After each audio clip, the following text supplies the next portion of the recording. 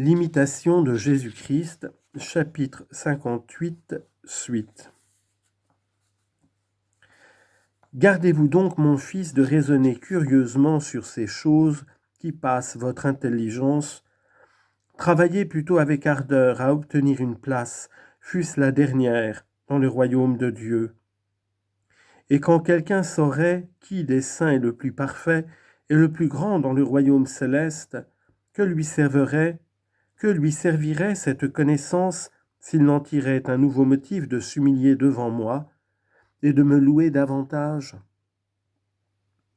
Celui qui pense à la grandeur de ses péchés, à son peu de vertu, qui considère combien il est éloigné de la perfection des saints, se rend plus agréable à Dieu que celui qui dispute sur le degré plus ou moins élevé de leur gloire. Il vaut mieux prier les saints avec larmes et avec ferveur, et implorer humblement leur glorieux suffrage, que de chercher vainement à pénétrer le secret de leur état dans le ciel. Ils sont heureux, contents. Qu'avons-nous besoin d'en savoir plus, et n'est-ce pas assez pour réprimer tous nos vains discours? Ils ne se glorifient pas de leur mérite parce qu'ils ne s'attribuent rien de bon, mais qu'ils attribuent tout à moi, qui leur ai tout donné par une charité infinie. Ils sont si remplis d'un si grand amour de la divinité, d'une joie si surabondante que, comme il ne manque rien à leur gloire, rien ne peut manquer à leur félicité. Plus ils sont élevés dans la gloire, plus ils sont humbles en eux-mêmes, et leur humilité me les rend plus chers et les unit plus étroitement à moi.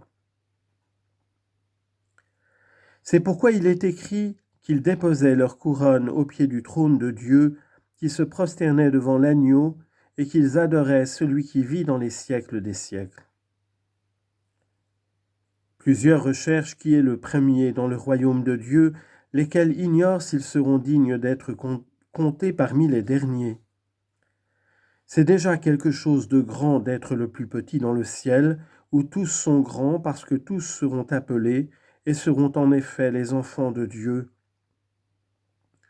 Le moindre des élus sera comme le chef d'un peuple nombreux, tandis que le pécheur, après une longue vie, ne trouvera que la mort.